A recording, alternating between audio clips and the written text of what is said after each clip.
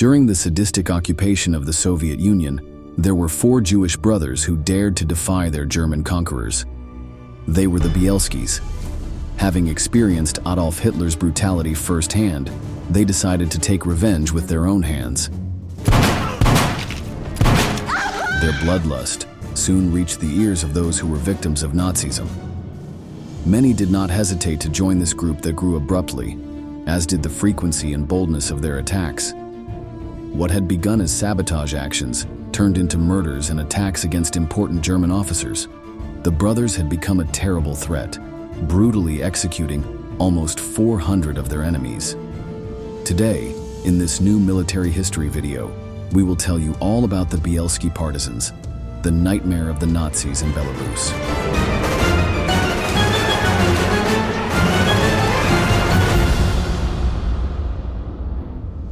When the Nazis invaded the Soviet Union on June 22, 1941, Belarus was one of the first territories to fall into their clutches. The poor resistance offered by the Red Army could not prevent the advance of the Germans, who by August of that same year had completed the conquest of the country. Once under their control, they were quick to begin their macabre plans of extermination. They quickly established numerous ghettos where the Slavic and Jewish population was forcibly transferred. Those who refused were simply shot, without any sign of remorse. One of these dark places was created in a camp in Novogrudok.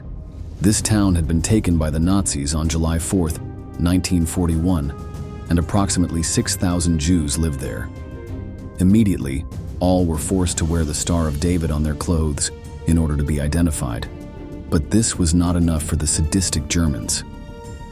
Just a few days later, 500 of the most important residents were taken to a nearby village and mercilessly executed. The survivors were taken to ghettos by the Germans, where they were subjected to brutal days of forced labor. In order to place Jews in a ghetto, Nazi authorities would follow a familiar pattern. First, Jews were identified and separated from their non-Jewish counterparts. Often their property was confiscated, and they were refused employment. Once this phase was completed, they were rounded up and forced into ghettos, where living conditions were appalling. Extreme overcrowding in the confined area led to the outbreak of epidemics, and the abject poverty of the inhabitants led to starvation and often death. Among the prisoners were 4 brothers who were not prepared to die under Nazi oppression: Tuvia, Alexander, Asael, and Aron Bielski. They had grown up near Novogrudok when it was still part of Poland, before it was annexed by the Soviet Union in 1939. After the German invasion, together with their parents and other family members, they were transferred to the ghetto where they began to live a brutal and devastating reality. The Germans only allowed a few supplies into the camp, which were completely insufficient to provide for the thousands of people crammed in there. Because of this, the prisoners suffered from hunger and lived in completely unsanitary conditions. But that was not all. They became constant victims of brutal abuse. The Germans frequently organized massacres of Jews with the sole purpose of intimidating the prisoner population and preventing thoughts of rebellion. On December 8, 1941, the largest massacre yet took place. The Germans entered the ghetto and began murdering its inhabitants in cold blood. 2,990 people lost their lives on that day alone. Among the fatalities were the parents of the Bielski brothers, along with other close relatives. When the executions began, the place erupted into terrible chaos as the prisoners tried to flee or hide from their executioners. The young Bielskis managed to take advantage of the situation to escape from the ghetto and flee into a forest near Novogrudok. The brothers had managed to avoid the certain death that awaited them in the village. However, this did not mean that they accepted their new situation. The murder of their families filled them with hatred, and they immediately began to plan how to take revenge against the invaders. They had not been the only ones able to escape the Nazi clutches. There in the forest, together with 13 other Jews, they decided to take up arms. the group that would later be called the Bielski Partisans had just been born. Tuvia was chosen as the leader. At 35, he was the eldest of the brothers, but what made him even more suitable for the role was that he had military experience. He had served in the Polish army in the 1920s, rising to the rank of corporal. These skills would now come in handy in the fight against the Germans, but if they were to pose a real challenge, the partisans needed to increase their numbers. Tuvia organized dangerous missions, where some of his group members infiltrated Jewish ghettos. Once there, they informed the prisoners of their existence. Although they could not plan mass escapes, as there was a risk of being discovered by the Nazis, they did manage to increase their numbers through smaller escapes. By early 1942, they had 40 partisans, but that number only grew.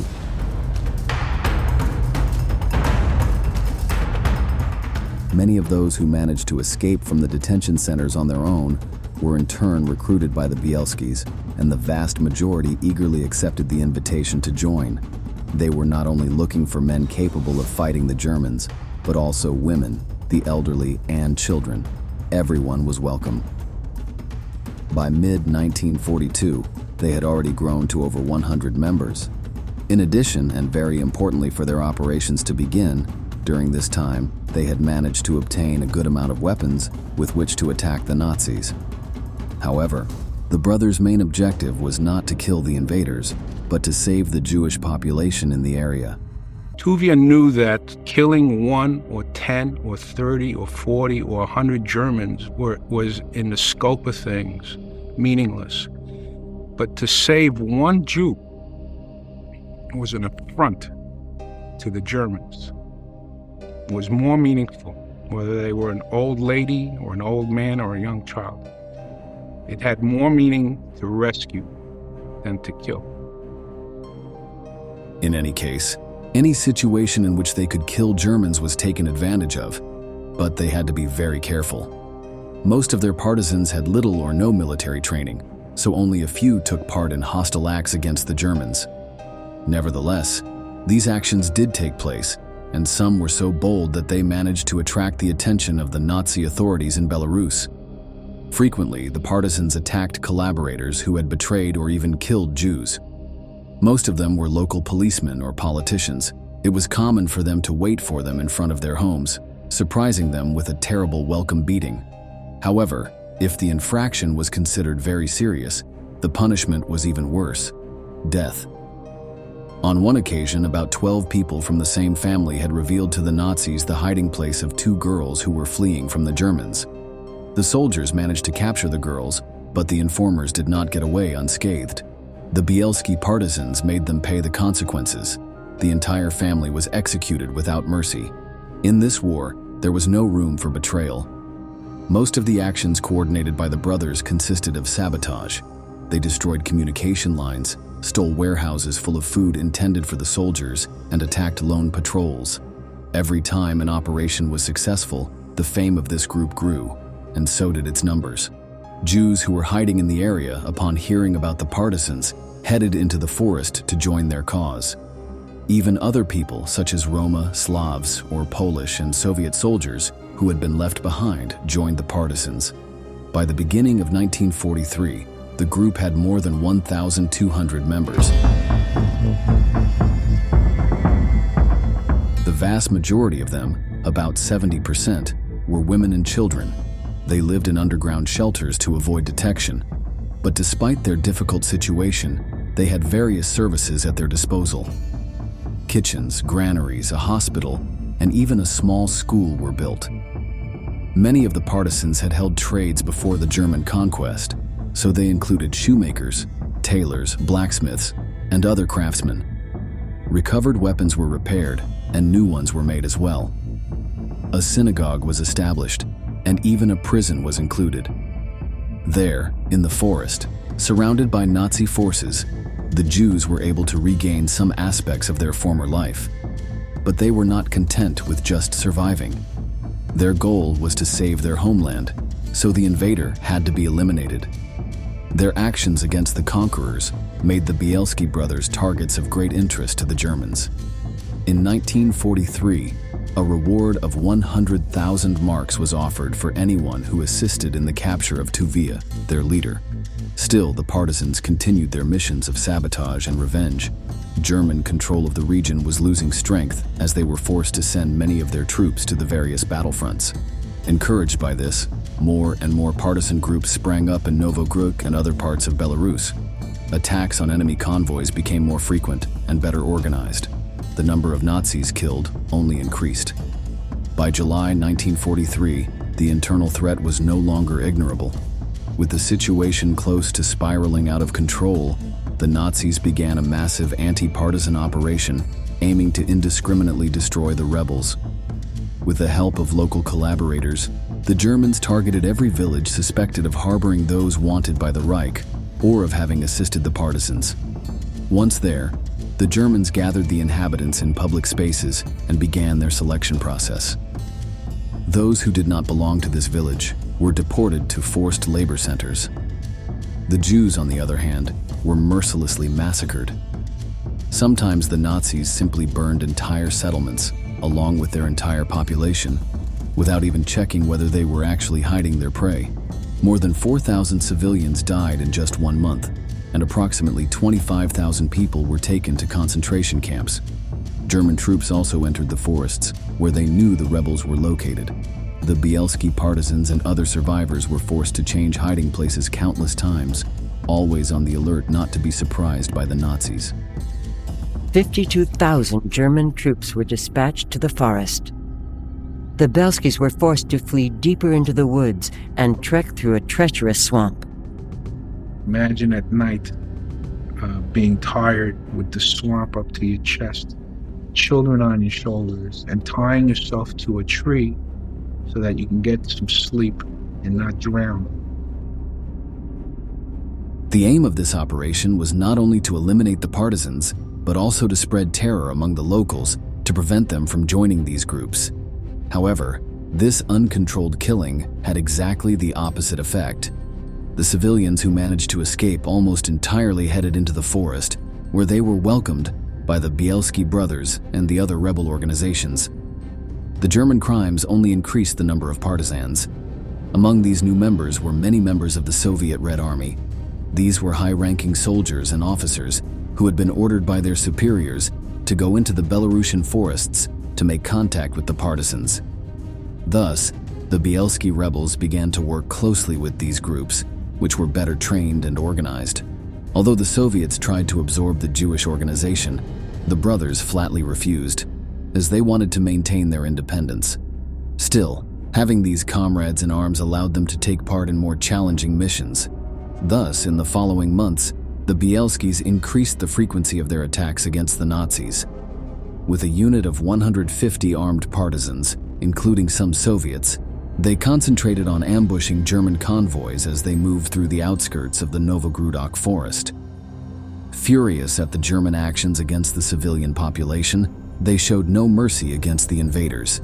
It is estimated that from the beginning of the offensives until mid-1944, they carried out 38 combat missions.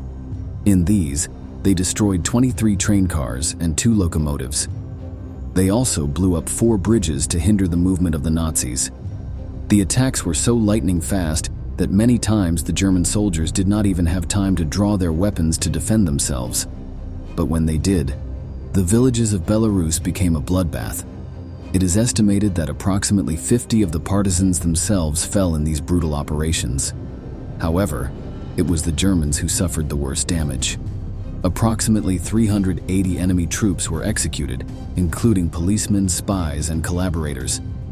It had become a real nightmare for the conquerors, who saw their control over the region becoming increasingly limited. And that's the way they threw fear on the population. There was no human being in state of White Russia in those days did not know the Bielskis. They wiped out collaborators. They didn't fool around. They sent men and taught that lesson that these things will happen to those that harm Jews or turn them in, and that there was a penalty for Jewish blood. There is also a darker side to these operations. Sometimes the Bielski brothers' victims were civilians themselves who refused to share their food with the partisans. The occupation made resources scarce, so families needed all the goods they could get. Feeding dozens of fighters could mean starvation for them, but the rebels turned a deaf ear to their complaints and beat or even killed those who offered resistance. Members of this group also took part in missions that targeted not the Nazis, but members of the Polish resistance. The Soviets, who were increasingly exerting influence on the Bielskis, believed that these men were a threat to communist control in Belarus, and so they should be eliminated. It is believed that dozens of soldiers from Poland's irregular army fell under the bullets of the partisans. By mid-1944, despite the continued attacks by the rebels, the Nazis had to turn their attention to another front. The bulk of the Soviet Red Army was now at the very edge of the country, and all indications were that a massive offensive was in the works. On June 22, 1944, exactly 3 years after the German invasion, the Communists launched Operation Bagration. Joseph Stalin's soldiers attacked their enemies on a front stretching from Estonia in the north to Romania in the south, more than 1,500 kilometers away. The Germans were quickly outnumbered. Tens of thousands were killed or captured every week. The Bielski partisans took advantage of the chaos in the Nazi ranks to continue their sabotage and revenge. Finally, on July 8, 1944, the Germans were swept away by Soviet and partisan forces and forced to retreat.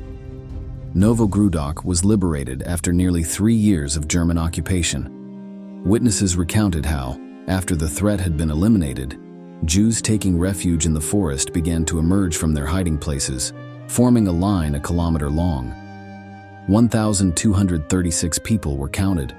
All had been saved from certain death by the actions of the 4 brothers and their partisans. Once the Nazis were driven out of Belarus, relations between the Bielskis and the Soviets deteriorated rapidly. The NKVD, Stalin's secret police, heard rumors that the organization had amassed a large war booty during its partisan actions.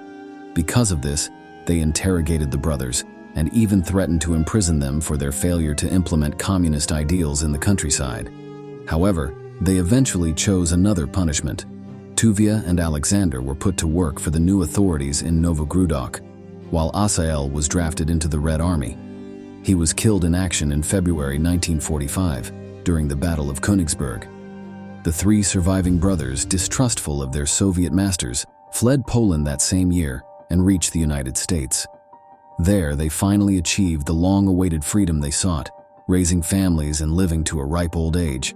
The youngest Bielski, Aron, remains there today, telling his brother's incredible story to anyone who will listen. To me, my brothers were 100 feet tall and not 6 foot tall. They're great men. Great human beings.